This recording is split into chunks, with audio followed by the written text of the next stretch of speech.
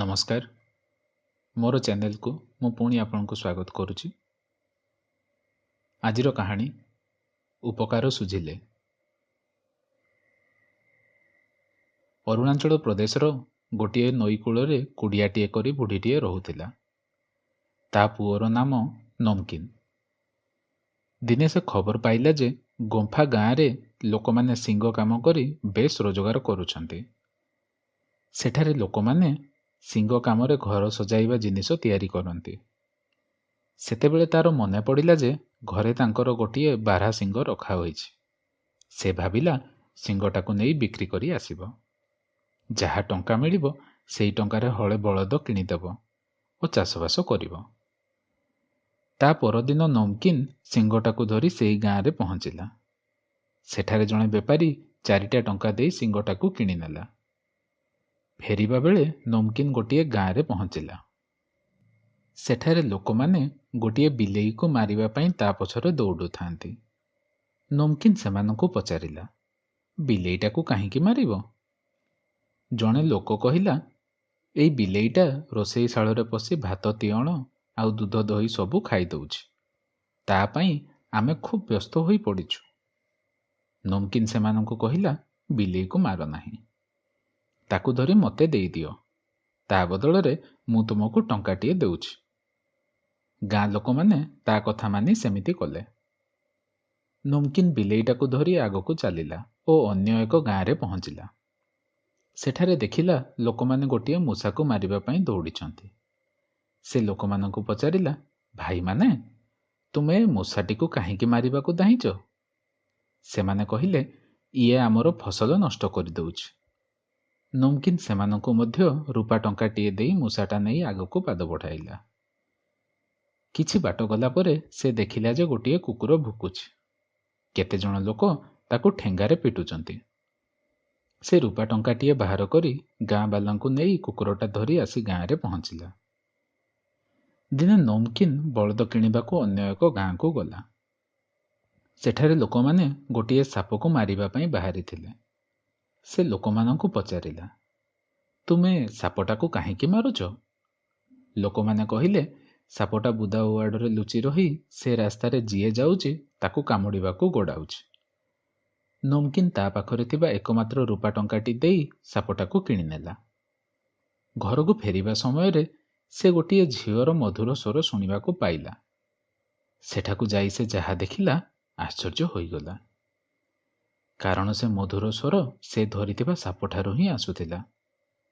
सापटा कहिला, मु नागराजांको झियो सुकन्या। दिने मु मो स्वामींको सहित एठारे आराम करुथिली। हठात गाँ लोक माने मो स्वामी को मारिदेले। सेही दिन ठारू मु जंगल बुदारे लुचि रही जहाकू देखुची कामुडुची। मो प्राण रक्षा करिथिबारु ता प्रतिदान रे मु तुमको गोटाए मणि देबाकू चाहुछि। मणिटी नहीं तुमे तुम मां को देदेव। से तांको बेकरे एटा पिंधिबे। एमिति कही मणिटी देई सापटी अदृश्य होईगला। नमकीन मणिटा धरी घरे आसी पहुँचिला ओ मणिटा मां को देदेला। मां नहीं मणिटा ता बेकरे पिंधिला। जेमिति मणिटा से पिंधिची घर सारा आलुओ होईगला ओ पाखरे अनेक धनरत्न जमा होईगला। किछि दिन परे गोटिए चोर जानिबाकू पाइला जे नमकीन माँ पाखरे गोटिए चमत्कारी मणि अछि। मणिटाकू नेबा पई से निजकू जणे सुनारी बेशरे सजाइला एवं नमकीन रो माँ पाखरे आसी पहुँचिला। से ता मुणारू केते गुड़िए अलंकार बाहर करी तांकू देला। नमकीन माँ ताकू अलंकारर दाम देबाकू बाहरिला। चोर कहिला, नाई माँ, मोर टंका दरकार नाही, तुम गଳାରେ थिबा मणिटा मते देई दियो। किछि न भावी से मणिटा संगे संगे चोरकू देईदेला। मणिटा धरी चोर सेठारू चलीगला। मणिटा घरू चली जिबारू माँ पुओ तथा जीवजंतु मानकर खाइबार असुविधा हैला। नमकीन सबुबेले उदास होई बसी रहिला। एकथा देखी दिने बिलेई मूषाकू पचारिला, एबे नमकीन एमिति मन दुख करी काहींकी बसुची? मूषा कहिला, दिने जणे बणिया ता माँ को अलंकार देई ता बदଳରେ मणिटा नहीं चलीगला। सेही दिन ठारू एमाने गरीब होई जाइछंती। कुकुर कहिला, चलो ଆମେ 3 ଜଣ ମିଶି ମଣିଟା ଖୋଜି ବାହାର କରିବା। ଏମିତି ବିଚାର କରି ତିନିହେ ଯାଇ ଚୋରର ଗାଁରେ ପହଞ୍ଚିଲେ।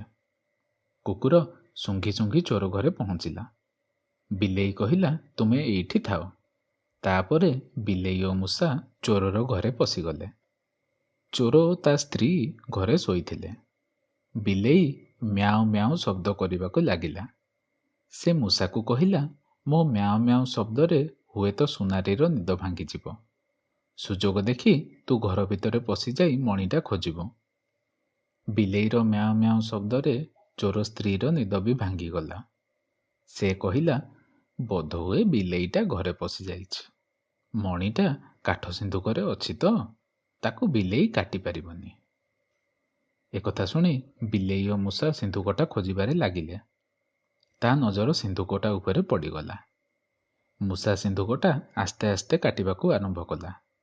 ଏମିତି କାଟିବାରୁ ସିନ୍ଦୁକରେ କଣା ହୋଇଗଲା। ତାପରେ ସେ ସିନ୍ଦୁକ ଭିତରେ ପଶିଯାଇ ମଣିଟା ନେଇ ଆସିଲା।